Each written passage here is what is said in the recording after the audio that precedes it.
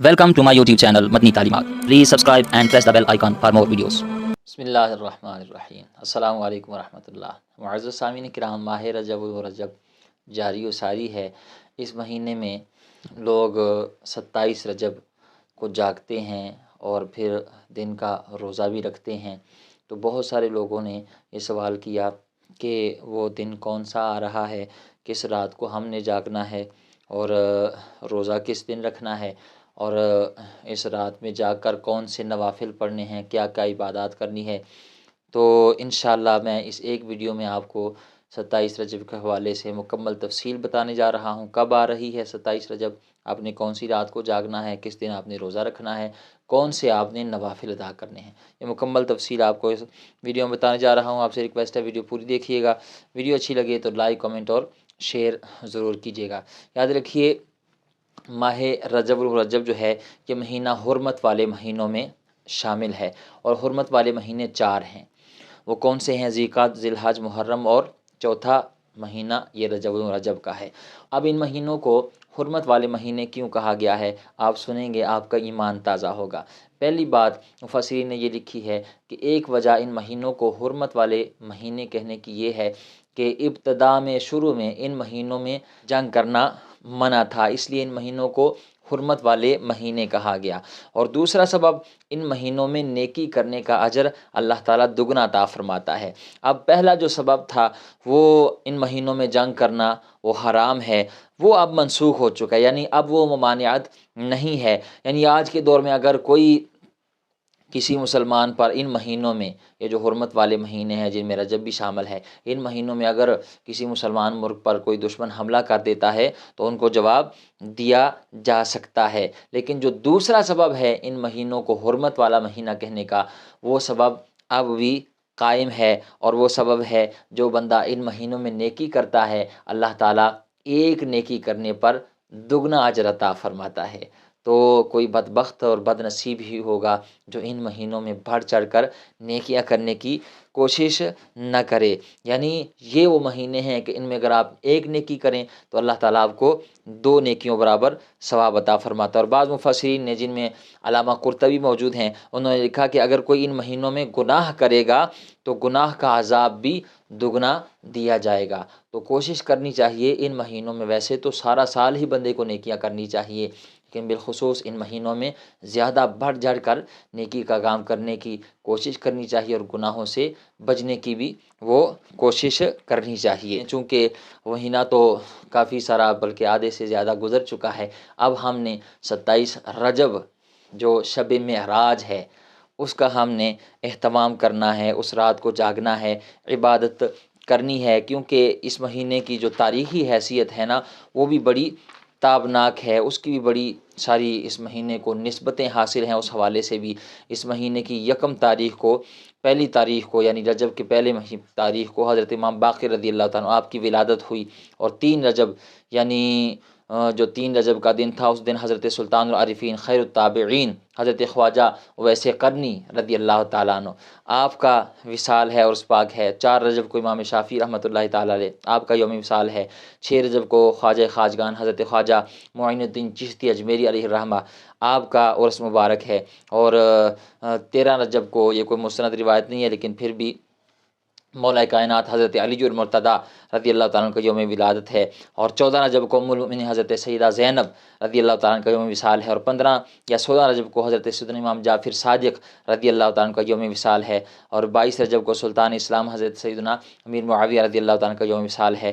اور اس مہینے کی بہت بڑی نسبت 27 رجب کو وہ حاصل ہے، وہ میرے نبی پاک علیہ الصلوۃ والسلام کو اللہ تعالیٰ نے معجزہ معراج عطا فرمایا۔ تو ان ساری نسبتوں کو پیش نظر رکھتے ہوئے آپ اندازہ لگا سکتے ہیں کہ یہ مہینہ کس قدر اہم ہے، اور کتنا یہ بابرکت اور کتنا یہ عظمتوں والا مہینہ ہے۔ اور سب سے بڑھ کر اس مہینے کی یہ فضیلت ہے کہ آقائے دو جہاں مدینہ والے مصطفیٰ صلی اللہ تعالیٰ علیہ وآلہ وسلم نے فرمایا کہ رمضان میری امت کا مہینہ ہے، شعبان میرا مہینہ ہے، اور رجب میرے اللہ کا مہینہ ہے۔ ٹھیک ہے جی، تو یہ بڑی برکتوں والا مہینہ ہے۔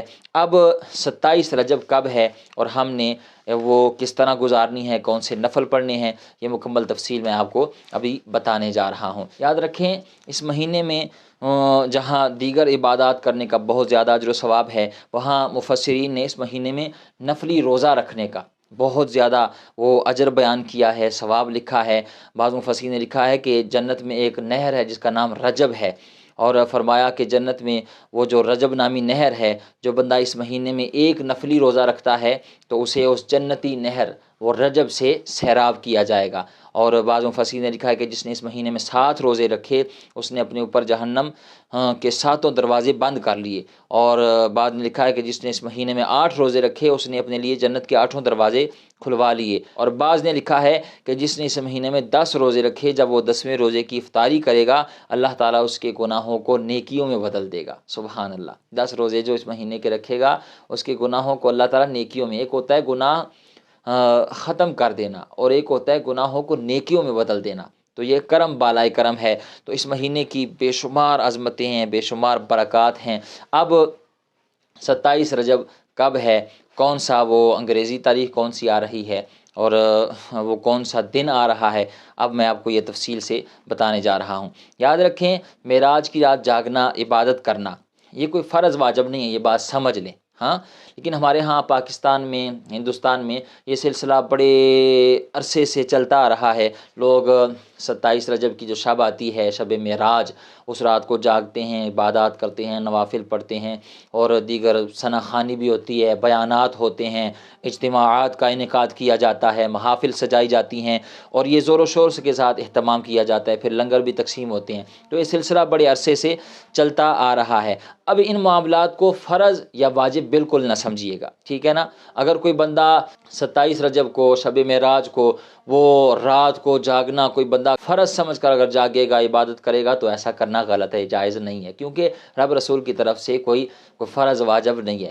ہاں اگر کوئی ثواب کی نیت سے جاگتا ہے کہ میں سارا سال تو ویسے سوتا رہتا ہوں رات کو، تو اب یہ شب معراج کی خاص رات ہے تو چلے میں اللہ تعالیٰ کی عبادت کر لیتا ہوں، میں نوافل ادا کر لیتا ہوں، تو پھر اس میں کوئی حرج نہیں ہے، ٹھیک ہے جی۔ وہ کسی بزرگ سے کسی نے پوچھا تھا کہ شب قدر کب ہے، تو وہ بزرگ کہنے لگے کہ اگر قدر کی جائے تو ہر شب ہی شب قدر ہے، ٹھیک ہے نا۔ تو ہر شب ہی شب قدر ہے اگر قدر کی جائے تو آپ عبادات کر سکتے ہیں، لیکن فرض واجب نہیں ہے۔ یعنی اگر کوئی اس رات کو جاگتا ہے ثواب کی نیت سے تو ٹھیک ہے، اسے اللہ تعالیٰ اجر عطا فرمائے گا، لیکن یہ سمجھنا کہ جو نہیں جاگے وہ گناہ گار ہوں گے یہ غلط ہے، ٹھیک ہے نا۔ جو جاگے گا اسے ثواب ملے گا، جو نہیں جاگے گا وہ گناہ گار نہیں ہوگا۔ اب جو لوگ جاگیں گے وہ کون سے نفل پڑھیں، یہ بہت زیادہ سوال کیا جاتا ہے۔ تو یاد رکھیں آپ شب معراج کو کوشش کریں، دیگر نوافل بھی ادا کریں، لیکن اگر ہو سکے تو آپ عشاء کی نماز پڑھ کے اگر 10 منٹ آدھا گھنٹہ سو جائیں، اس کے بعد آپ اٹھیں اور تہجد کی نماز پڑھیں، تو اس کی بہت زیادہ فضیلت ہے، بہت زیادہ۔ عام دنوں میں بھی اور خاص دنوں میں بھی اس کی بہت بہت زیادہ فضیلت ہے۔ شب معراج ہو، شب قدر ہو، کوئی بھی شب ہو، آپ تہجد کی نماز جب پڑھتے ہیں نا تو اس کی بے شمار فضائل، بے شمار برکات ہیں۔ اس پر میری ویڈیوز موجود ہے، اگر میں بتاؤں گا، تفصیل کروں گا، بیان کروں گا تو ہو سکتا ہے بہت سارا وقت گزر جائے۔ بہرحال آپ اگر جاننا چاہتے ہیں کہ تہجد کس طرح ادا کریں تو چینل کا وزٹ کریں، بہت ساری ویڈیوز موجود ہیں جس میں میں نے تہجد کا پریکٹیکل طریقہ بتایا ہوا ہے، ٹھیک ہے جی۔ وہ آپ اس رات کو کم از کم وہ 12 نفل جو ہیں نا وہ تہجد کے ضرور ادا کیا کریں، ٹھیک ہے جی۔ اب یہ شب ہے کب، یہ بہت زیادہ سوال پوچھا گیا، تو یاد رکھیں یہ 27 جنوری بروز سوموار، جب سوموار کا دن گزر جائے، ٹھیک ہے جی۔ یہ جنوری کا مہینہ انگریزی مہینہ چل رہا ہے، اور 27 جنوری جب ہوگی، سوموار کا دن ہوگا، جو دن جب گزر جائے گا، دن گزرنے کے بعد جب شام ہوگی، سورج غروب ہوگا، سورج غروب ہونے کے بعد ہی شب معراج شروع ہو جائے گی، ٹھیک ہے جی۔